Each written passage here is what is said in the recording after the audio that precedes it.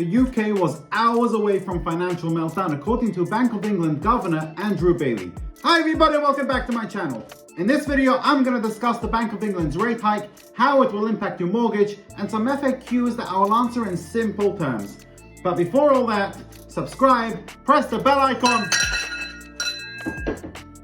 I post videos weekly of businesses you can start with little or no money. Yesterday, the 3rd of November, the Bank of England raised interest rates by 0.75 basis points to 3%. This is the 8th increase since December 2021, making a total increase of 2.9% in less than 12 months. The reason for these rate hikes is due to high inflation that currently stands at 10.1%, and according to Andrew Bailey, this is due to the following 3 reasons: supply chain problems due to the pandemic, Russian invasion of Ukraine, and shrinkage of UK labour force. Yeah, the British are a bunch of lazy f***ers. Anyway, some of the inflationary pressures ahead can be attributed to the mini budget announced by the Truss government in September, which hit the value of the pound and made exports more expensive. Bunch of wankers. Bailey's main message was that inflation is too high and people are being hit hard, but the rate is expected to fall sharply from the middle of 2023.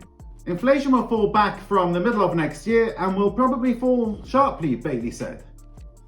Where we stand now, we think inflation will begin to fall back from the middle of next year, probably quite sharply. The consequences of raising the bank rate are that borrowing becomes more expensive.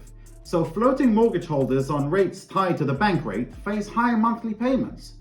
According to the Banking and Finance Industry Representative Body UK, the average increase will be £73.49 a month for a tracker mortgage and £46.22 a month for standard variable rate mortgages. Moneyfacts estimates a rise of approximately £2,223 to total repayments over 2 years based on a £200,000 mortgage over a 25-year term.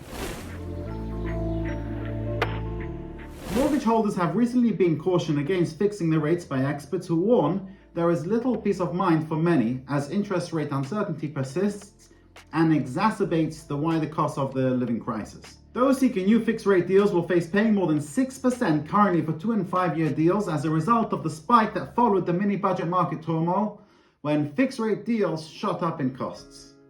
Several lenders even pulled offers until conditions calmed, but current holders of a fixed rate deal will feel no pain until the deal expires.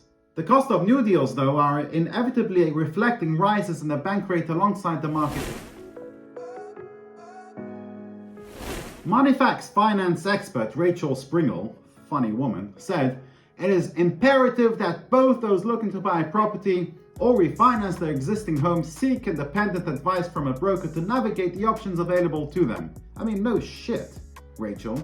She cautioned against locking into a fixed rate mortgage now, even though it may be attractive for those who want peace of mind with their repayments. Whether now is the time to take out a new deal really depends on someone's circumstances, particularly for first-time buyers who may be struggling to build a deposit and who have limited disposable income, she said.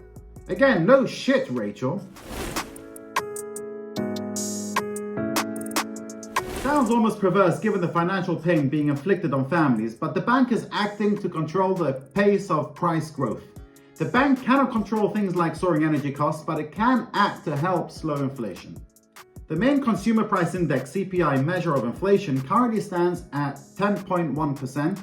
The bank now predicts CPI will remain over 10% in the first quarter of 2023 as energy prices continue to climb across Europe, largely because of Russian curbs on gas exports to the continent, but this is down from an earlier forecast of 12.5%.